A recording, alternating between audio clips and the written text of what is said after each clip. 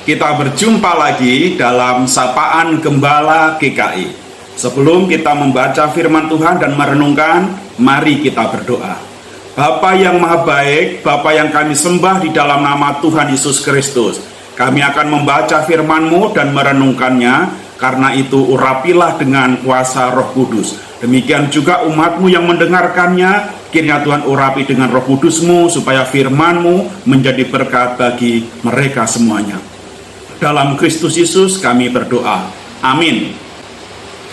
Bapak, Ibu, dan Saudara, kita akan membaca firman Tuhan dari Matius pasal 5 ayat yang ke-8. Demikian bunyinya. Berbahagialah orang yang suci hatinya, karena mereka akan melihat Allah.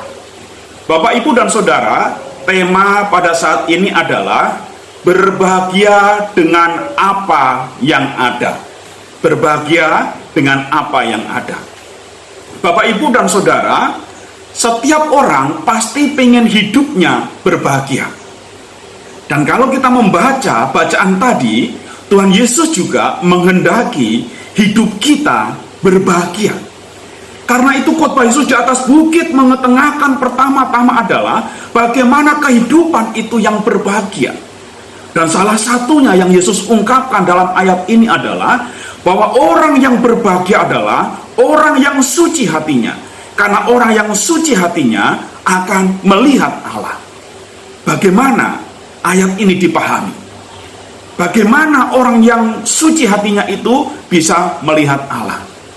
Bapak, Ibu, dan Saudara yang dikasihi Tuhan, pemahaman pada zaman dahulu, pada Yahudi purba, khususnya pemahaman-pemahaman yang bertalian dengan refleksi mistisnya. Di situ ada anggapan bahwa Tuhan itu dipahami sebagai kebahagiaan. Realitas Tuhan adalah kebahagiaan. Jadi orang yang berbahagia adalah orang yang melihat Tuhan. Karena Tuhan itu adalah sang kebahagiaan itu sendiri. Ini cocok sekali ketika firman Tuhan katakan, berbahagialah orang yang suci hatinya, karena ia akan melihat Allah. Nah, bagaimana supaya kebahagiaan yang dari Tuhan, yang dapat dilihat dengan kesucian hati itu tadi, dapat kita nikmati? Bapak, Ibu, dan Saudara, ada beberapa hal yang patut kita pelajari lebih jauh. Bagaimana kita membangun hati yang suci supaya bisa melihat Allah yang adalah kebahagiaan itu. Yang pertama, jangan membenci. Bapak, Ibu, dan Saudara, kebencian adalah penutup dari kebahagiaan. Orang yang membenci, hatinya tidak akan bahagia. Orang yang membenci, ia justru berpikir bahwa dengan kebenciannya orang lain akan menderita, karirnya akan hancur, rezekinya akan seret. Tetapi sebaliknya yang terjadi bukan demikian. Justru ketika kita membenci, hati kita justru tidak bahagia, rezeki kita mungkin tersendat-sendat, dengan demikian kita tidak menjadi bahagia. Inilah sebabnya, karena itu kebencian menjadi penghalang bagi kebahagiaan kita.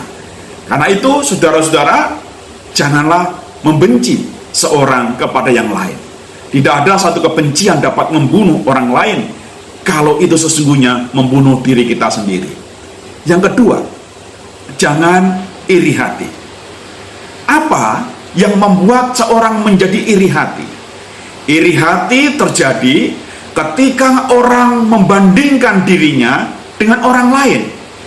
Ketika saya membandingkan dengan orang lain, dengan kekayaan orang lain, dengan kepintaran orang lain, dengan rumah tangga orang lain, dengan anak orang lain, dengan pasangan orang lain, saya menjadi iri, kita menjadi iri. Karena itu, supaya kita tidak jatuh di dalam penderitaan rasa iri tadi, maka buanglah rasa iri. Iri hati justru akan membuat kita menjadi tidak bahagia. Yang ketiga, jangan khawatir dan kecewa. Khawatir dan kecewa akan menutupi atau menyelubungi kebahagiaan kita.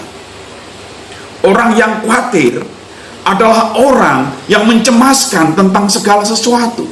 Dia tidak yakin pada segala sesuatu.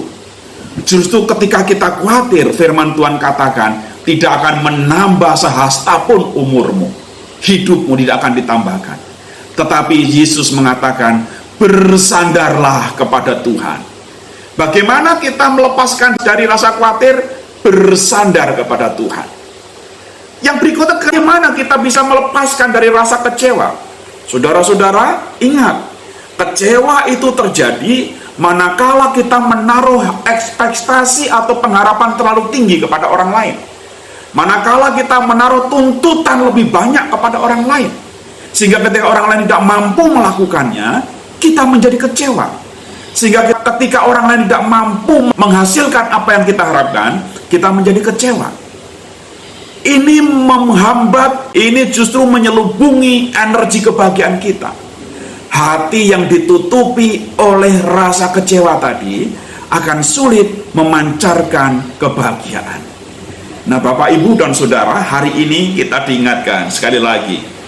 Firman Tuhan mengatakan, berbahagialah orang yang suci hatinya, tidak ditutupi oleh kebencian, suci hatinya tidak ditutupi oleh iri hati, suci hatinya tidak khawatir dan kecewa. Kenapa? Karena orang yang suci hatinya itu adalah orang yang bisa melihat Allah. Allah yang seperti apa? Allah yang ada dalam kebahagiaannya. Semoga kita dimampukan untuk mewujudkan kebahagiaan yang dari Tuhan itu melalui cara bagaimana kita menyucikan hati dengan cara tidak membenci, tidak iri, tidak khawatir, dan kecewa. Tuhan memberkati.